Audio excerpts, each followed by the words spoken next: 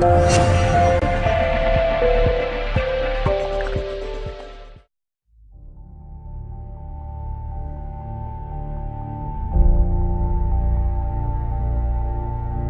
bigger your dream is, I want you to understand the harder the grind.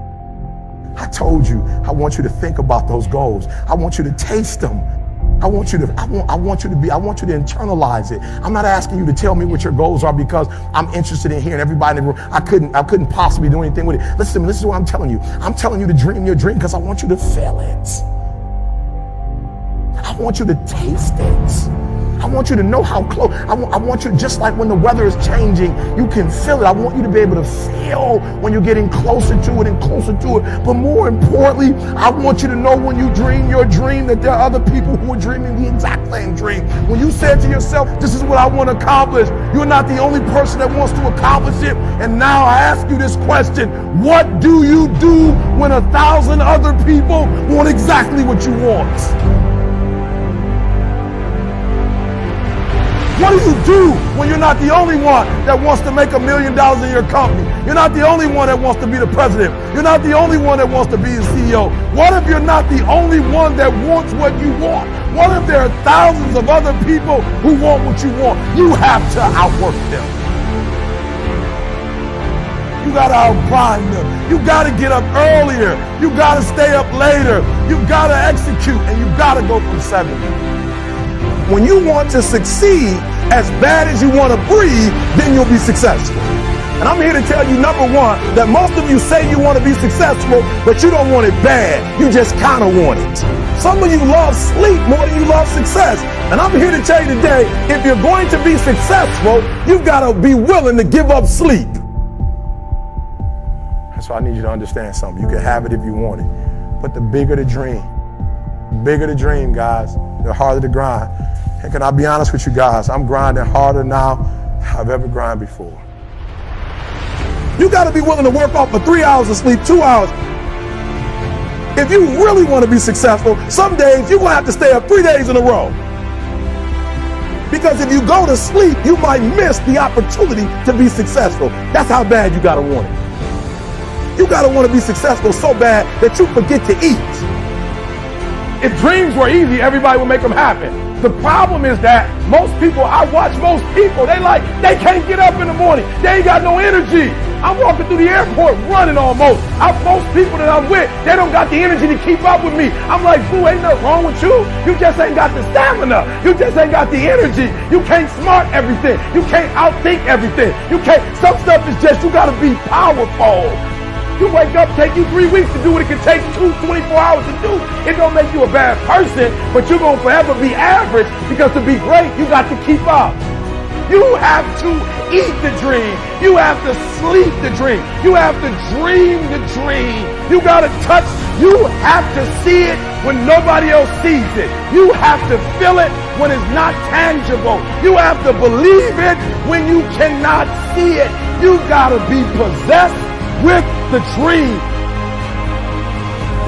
You can't get to the next level because every time somebody draws something in front of your face, you give up. Don't you know you're more attractive when you can say no, when they know you got values? The problem with some of you, you've been told that you're the best, and now you shining in it. Now you shining in it. Now you looking in the mirror like I'm number one. And let me tell you something. I don't know if I'm number one or not, and I won't know. I won't go look at that list. Why? Because I'm too busy grinding. And some of you should be busy practicing, and you staring at yourself in the mirror. And I'm not stopping to talk to you because I don't have anything to do. I'm stopping and talking to you because I value you. But the problem is you don't value you. The problem is you don't value your gifts.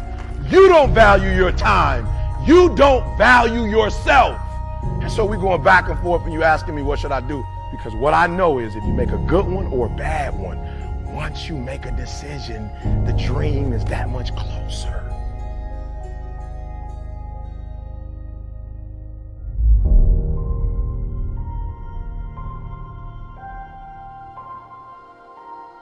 A person's strengths are often their biggest weaknesses.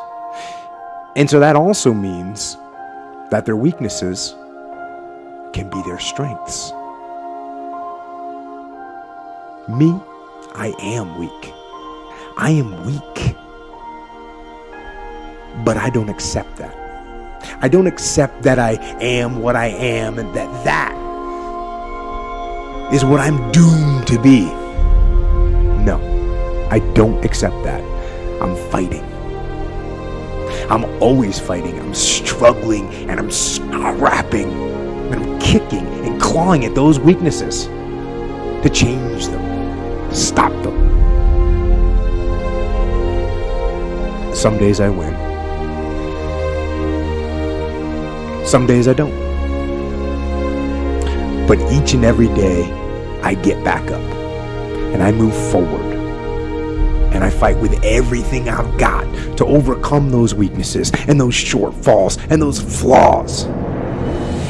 I just had a paralyzed right arm and hand. My mentality wasn't paralyzed. My spirit wasn't paralyzed. My drive wasn't paralyzed. My dedication wasn't, my commitment wasn't. I was the same man. I just had an extra boost of energy for why I live my life. I wear this as a badge of honor.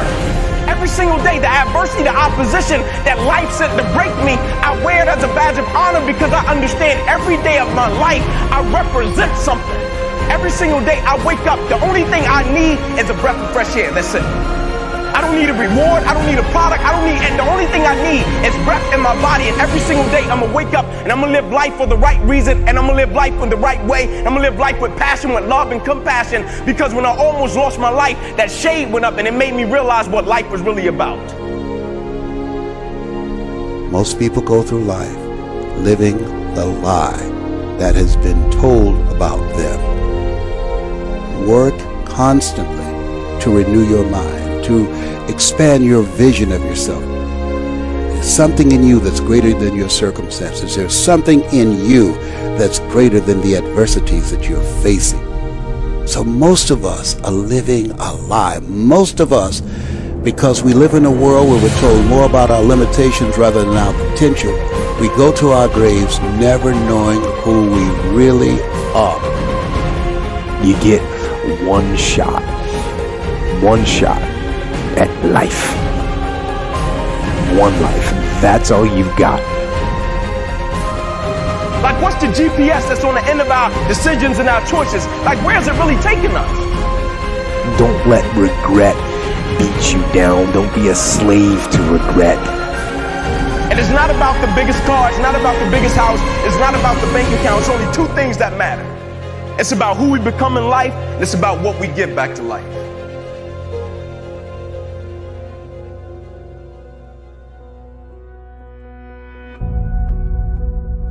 I have to hold the line.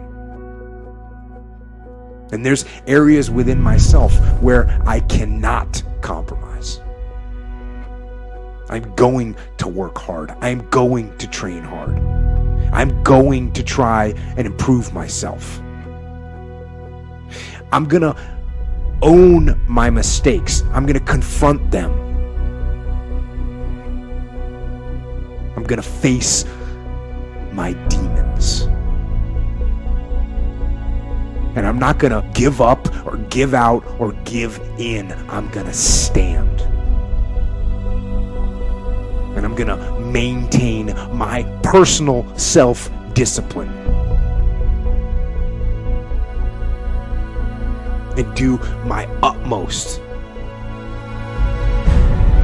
to live a life that is worthy of the sacrifices that were made for me.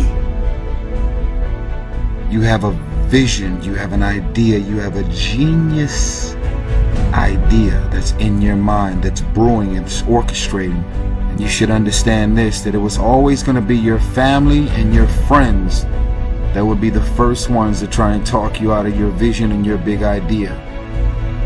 That's why you're supposed to live your life. Focus on your intentions and do your thing. If you do what is easy, your life will be hard. If you want a thing bad enough to go out and fight for it, to work day and night for it, to give up your time, your peace, and your sleep for it, if all that you dream and scheme is about it, and life seems useless and worthless without it, Because when you see the invisible, you're able to do the impossible. Only those that can see the invisible can do the impossible.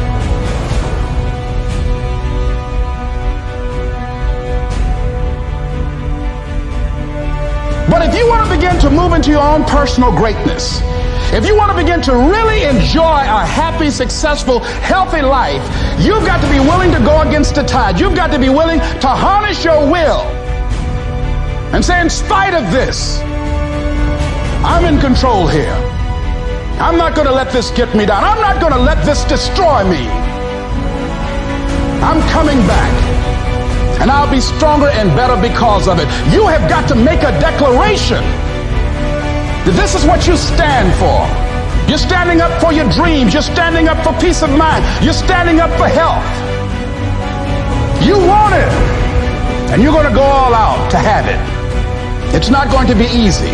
When you want to change, it's not easy. If it were in fact easy, everybody would do it. But if you're serious, you'll go all out. I'm going to turn this situation around. I'm not going to sit back and moan and cry over what happened and what went wrong and who did what. I'm going to do something about this situation. Expect things to get better for you. Whatever experience you're having right now, it has not come to stay. It has come to pass. Not to stay, just to pass. It's just going through. See, a lot of us, because of our limited vision of ourselves, a lot of us who begin to focus on problems and enable them to overwhelm us, we begin to think that we have no options. We begin to believe that there's no way out. This will not get me down. I'm unstoppable.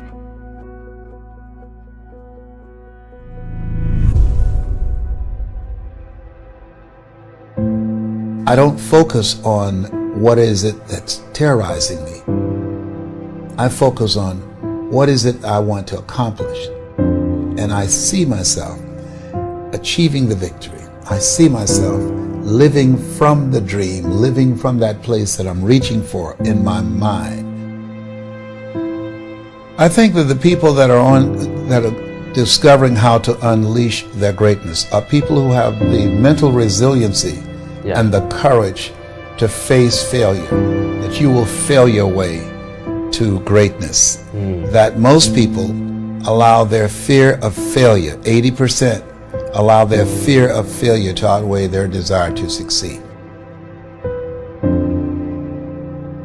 When you're willing to fail again and again and again, when you make up your mind to become unstoppable, when you make up your mind to become a no matter what person, then that will then give birth to a part of yourself that you don't know right now. And maintaining a spirit of optimism and challenging yourself and learning from your mistakes. Why are you here? What's your reason for being? Why do you get up in the morning? Most people don't have a clue. I think we have to reflect on, who am I? Why am I here? What drives me? If I died today, what 3 words would I want said about me? You know, what is it that defines me? You know, and how do I define myself? Most people allow their circumstances to define them. We're living in a time where we have, in our lifetime, seen someone go from prisoner to president of a country in South Africa, where President Barack Obama, raised in a single-family household, an African-American male, became the most powerful man in the world. So what we know is that anything's possible. Each of us can achieve far beyond our horizons and in avenues of life we have never explored. But most people settle in and accept things in life as it has been given to them. Changing is not easy, but changing your life, changing habits, reinventing yourself, picking yourself up after life has knocked you flat on your back. If you do what is easy, your life will be hard. But if you do what is hard, your life will be easy.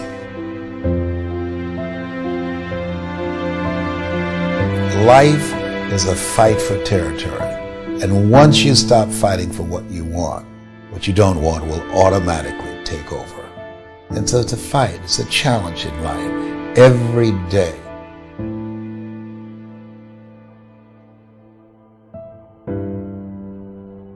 When you get outside of what's familiar, what's comfortable, what feels right, and put yourself in a position beyond your comfort zone, that will give birth to a part of yourself that you don't know right now. Because in order to do something you have never done, you've got to become someone you've never been. We all have greatness within us. But greatness is not our destiny. It is a choice that we have to make consciously to put ourselves outside of our comfort zones. In order to do something you have never done, you've got to become someone you've never been. We all have greatness within us. But greatness is not our destiny. It is a choice that we have to make consciously to put ourselves outside of our comfort zones, to stretch and to develop ourselves and have in our environment people we can learn from and grow from that will hold us to a higher standard and that will always challenge us to go higher. Most people suffer from arrested development. They stop developing themselves, they stop growing, they stop reaching, and they literally settle in and accept life as it comes at them. Einstein said the imagination is the preview of what's to come. And so we can bypass the things that will cause us to be afraid by looking at and being focused singly on the things that we're going for.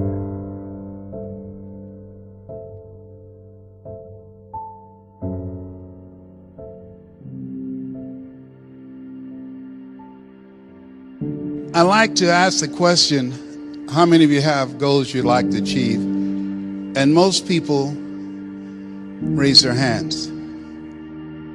But how many of you know, as you think about it, that if you had your life to live over again, you could have done more than what you've done thus far? Raise your hands, please. Now, that proves a point that what we do and what we accomplish in life is only a tip of the iceberg of what's possible for us. Most people fail in life because they do what I did for 14 years, aim too low and hit. And most people don't aim at all. As you think about your goals and dreams, let us say together, it's possible. You got to believe, in spite of the circumstances, in spite of the adverse situations, in spite of the distractions of life, that it's possible that when you have goals and dreams, things are going to happen to you.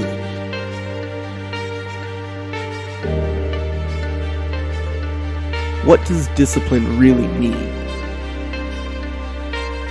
Discipline is the root of all good qualities, but you have to absolutely apply it to things outside of just waking up early. It's everything. It's working out every day, making yourself stronger and faster and more flexible and healthier.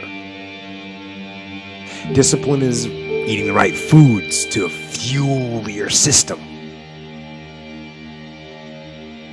It's about disciplining your emotions so you can make good decisions. It's about having the discipline to control your ego so your ego doesn't get out of hand and control you. I said, empty your mind. Be formless, shapeless, like water. Now you put water into a cup, it becomes the cup. You put water into a bottle, it becomes the bottle. You put it in a teapot, it becomes the teapot. Be water, my friend. You have something special. You can do more than you could ever begin to imagine. If you do what is easy, your life will be hard. But if you do what is hard, your life will be easy.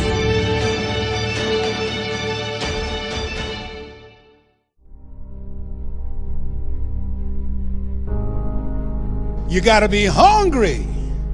People that are hungry are willing to do the things today others won't do in order to have the things tomorrow others won't have. People that are hungry do what they know, not what they feel. People that are hungry believe always strive to get on top in life because it's the bottom that's overcrowded. People that are hungry believe zero excuses. People that are hungry are relentless. They're unstoppable. They practice the 3-yard rule. They talk to anybody that's within 3 feet of them. People that are hungry believe in TTP. Talk to people. And if that doesn't work, TTMP. Talk to more people. People that are hungry, they make it happen.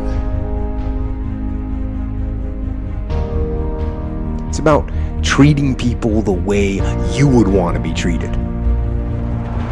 And doing the tasks that you don't necessarily want to do, but that you know will help you or help your team. It's about facing your fears. It takes discipline to face your fears so you can conquer them. And that's what discipline is. Discipline means taking the hard road, the uphill road, to do what's right for yourself and for other people. It's so often the easy path.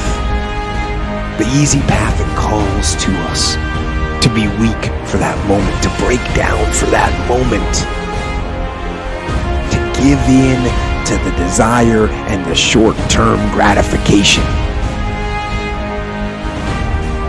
But the discipline will not allow that. The discipline calls for strength and fortitude and will. It won't accept weakness. It won't tolerate another breakdown. The discipline can seem like it's your worst enemy. But the reality is, discipline is your best friend. It will take care of you like nothing else can. And will put you on that path. The path to strength and health and intelligence and happiness. I'm gonna show you how great I am. People that are hungry are willing to do the things that others won't do. Let me tell you something you already know. The world ain't all sunshine and rainbows. It's a very mean and nasty place, and I don't care how tough you are, it will beat you to your knees and keep you there permanently if you let it. You, me, or nobody is gonna hit as hard as life. But it ain't about how hard you hit. It's about how hard you can get hit and keep moving forward. How much you can take and keep moving forward. That's how winning is done. Now, if you know what you're worth, now go out and get what you're worth. But you gotta be willing to take the hits and not pointing fingers saying you ain't where you want to be because of him or her or anybody. Cowards do that, and that ain't you. You're better than that. There's so much knowledge out there, so much information, so many ways to get better. And we make so many mistakes. We're the product of our mistakes. And oftentimes the lesson is sitting there right in front of our face. It's there to be learned, but we miss it, or we don't pay attention to it, or we think we know better until it punches us in the face. And the most important thing to learn is that we have so much to learn. We all do. And we can learn from school and from people and from experience, and we learn from life.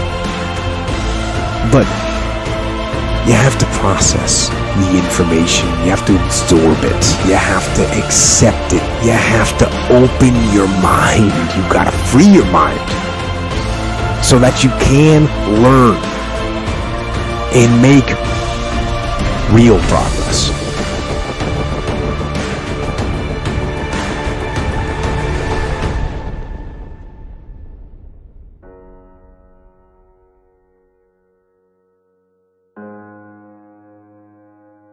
As you think about your goals and dreams, you have the opportunity to invest in yourself. And that as you think about investing in yourself, Warren Buffett was asked the question, in the middle of the recession, what's the most important investment you can make? And here's a guy that has billions of dollars in real estate, billions of dollars in the stock market. He said the most important investment you can make is in yourself.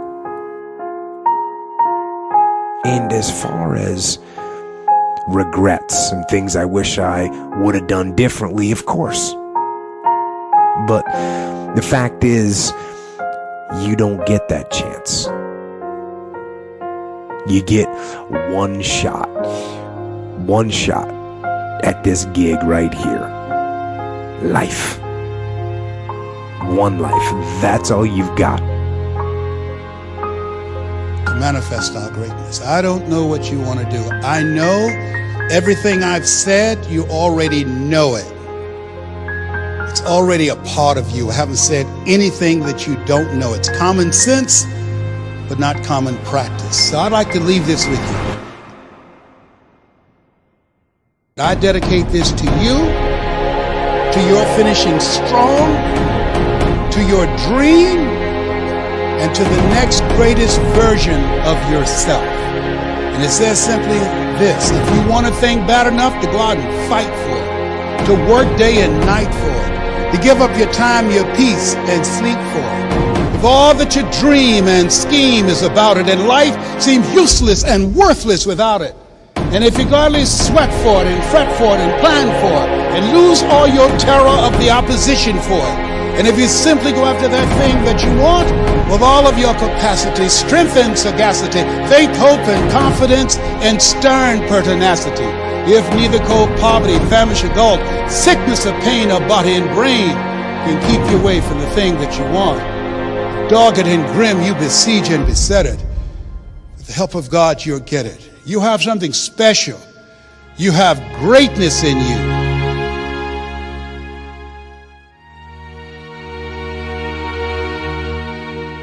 You don't achieve worthwhile goals quickly or easily. They take time. They take struggle. They take relentless pursuit day in and day out. That's what it takes. But also, things don't usually fall apart quickly either. At least at first, it's a slow process. A little slip here, a little setback over there, a little wearing down of discipline and will over time. That's the thing. Success and failure are generally slow processes. Either slowly building things up or gradually tearing them down. And that's why I say you've got to pay attention. You have to watch. You have to watch every single second. Because those seconds, they turn into minutes.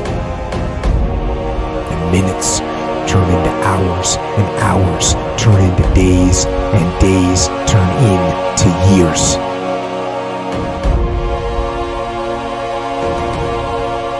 And so, that second that just went by, that counted. And so did that second. And so did that one. And in those precious seconds, you were either building or you were decaying. You were either gaining ground or you were losing ground in that second. And in every second. Every second counts. So, make every second count. I think the secret to success, it doesn't matter if you come from a little village or from a big town.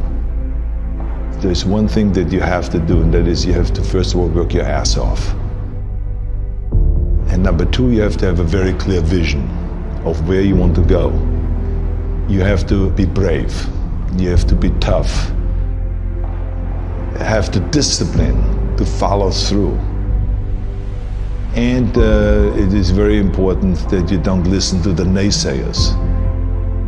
Because in every step of the way, when you make decisions like, I want to be a bodybuilding champion of the world, people say, this is impossible, this is an American sport, it's never going to happen.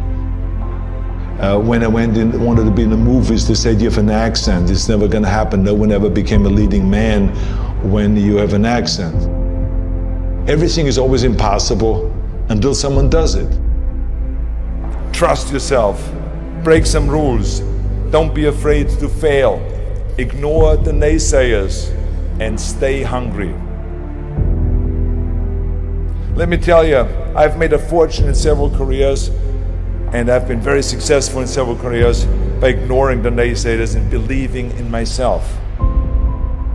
Imagine you're 15 years old and you're in Austria and you say to the people, I want to be the bodybuilding champion of the world.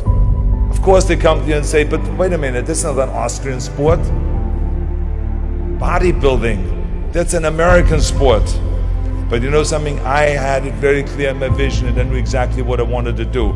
I wanted to be a bodybuilding champion. And I started training 1 hour a day, 2 hours a day, 3 hours a day. By the time I was in military service, with the age of 18, I trained 4 or 5 hours a day. And I became the youngest Mr. Universe ever. The youngest world championship at the age of 20. So much for it can't be done. And right after that, because like I said, you have to be hungry, I went after my next goal, which was to come to America. I came over here with empty pockets, but full of dreams, full of desire. I knew that this was where I could continue my bodybuilding career and start acting also, go into the acting profession. So I immigrated here and I kept training and training hours every day, 5 hours, 6 hours a day, and won one world championship after the other. By the time I was finished with bodybuilding, I won 13 world championship titles, more than anyone. And then again, I was hungry to move on, because you can't do bodybuilding for the rest of your life. I wanted to move on, and I knew there was acting that I wanted to get into. But again, I faced the same obstacles where people said it can't be done. When I talked to agents, they said to me, you cannot become just an actor and walk into movies. I say, I just don't want to become an actor. I want to be a leading man. They say, well, forget about that. And they laughed. I mean, with your accent, no one has become a leading man with your accent. And with your body, look at all those bumps sticking out. This overdeveloped body they were in 20 years ago when they did Hercules movies, but now it's Dustin Hoffman, it's Al Pacino, it's Woody Allen. Those are the new sex symbols. Don't you understand it? Look at you. Forget it, it will never happen. And with your name, Schwarzen Schnitzel, or whatever your name is, I can see that already up there on the billboards. They're not going to sell any tickets. But you know something? I didn't listen to them. I started working very hard, just like in bodybuilding. 5, 6 hours a day. I went to acting classes, speech classes, dialogue classes, accent removal classes. Everything that you can think of, I did. And slowly everything started happening. All of those liabilities that they talked about started turning into assets. When I did Conan the Barbarian, the director came to me and he said, if we wouldn't have you, we would have had to build one. And on Terminator, the director said, I couldn't imagine to have anyone play Terminator that wouldn't have an accent and that wouldn't have your body. I cannot imagine the line, I'll be back, with a normal American accent. It works so perfectly that you have this German accent. So all of those things that they say the liabilities became an asset. As moment went on, it grew and grew, and I went from one movie to the next, started making more and more money, and then I ended up being the highest paid actor with $30 million on Terminator 3. That just shows you again so much for it can't be done. This is why I try to tell you, anything and everything can be done if you can visualize it and if you believe in yourself. Never give up and never be afraid of failure, because otherwise you box yourself in and you limit yourself. I was never afraid to fail when I ran for governor. I was never afraid to fail to tackle anything, because you should not be afraid of failure. That's just part of life. Work your ass off. There is no magic bill. There is no magic out there. I'm a big believer in there is no such thing as a self-made man. Because so many times people say that you're a self-made man, you're the perfect example of the American dream and this and that. And these are all great compliments, but the reality is, as I always say, that you can call me anything you want. You can call me Arnie, Schwarzi, Governator, Schnitzel, whatever you want to call, but don't ever call me self-made man. Because I would not be here if I wouldn't have had parents that were dedicated and gave us the love and the affection and the discipline and all of the stuff right from the beginning. I wouldn't be here if I wouldn't have had the help from so many bodybuilders in Graz that helped me. Then all the way to Munich, Albert Busek, then Joe Weider that brought me to America. He brought me to America and he gave me the confidence. He paid for the first apartment in Santa Monica. Without that, I wouldn't have made it. So how can I say that I'm a self-made man? Including when I was governor, I had 5 million people voting for me. Every one of those people that voted for me helped me to become governor. How can I say that I made myself, right? So this would be nonsense, ludicrous. So this is why I say those are the things that I think were important for me to be successful. And like I said, it doesn't matter then from what village you come from, anyway. You have to recognize that, and those are kind of the elements that make one successful. Right away from bodybuilding on, when I worked out, I didn't just lift for myself. I wanted to lift the entire sport. I always was interested to work towards something that is bigger than me, something that is going to be around much longer than me. I'm going to be gone one day, but bodybuilding should not be gone.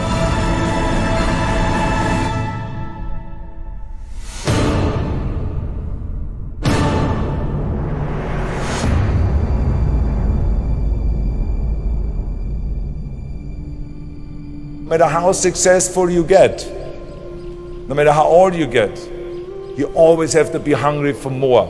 You always have to be hungry for learning new things, because you never learn enough. I, for instance, learned when I grew up, I always thought that greatness was directly tied to fame and fortune.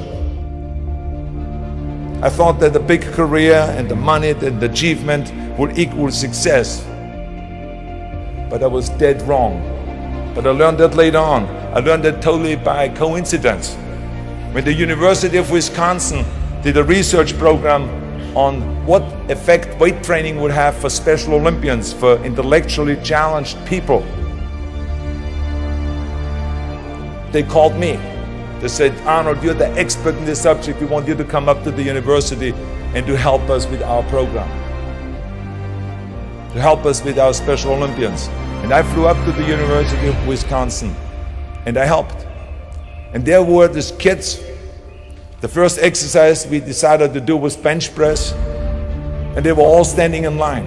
The first kid laid down on a bench. I put a 40-pound barbell over his chest and he did a simple exercise of bench press. He did 10 reps. Then he got up, and then the next one laid down. I put the barbell over his chest, and then that kid started breathing really heavy, and all of a sudden he started screaming really loud. And he jumped up, I put the bar back, and he started shaking. I realized that he was scared of the weight. So I calmed him down. I said, that's okay. Just watch your friends do the bench press, and maybe you want to try it again. And the friends came through and they did all their bench press, and everyone did great performance. And then all of a sudden he stood in line on the end and tried again. He laid down. This time I gave him the empty bar, just the 20 pounds. And he did 10 reps. And then I said, you want to have more plates on it? More weight? He said, yes. So I put 2 more plates on it. Now it was back to the 40 pounds that he had earlier. And he did 10 more reps. Then he said more. Then I put 2 more plates on it. Now it was 60 pounds. He did another 10 reps. And he said more. He did then 80 pounds. Then I lifted the weight off and he jumped up, high-fived everyone, and he was so excited. And it was a real eye-opener for me, because when I saw that kid going from terror to self-confidence in that short period of time. So I want you to remember, have a vision, think big, ignore the naysayers, work your ass off, and give back and change the world. Because if not us, who? If not now, when?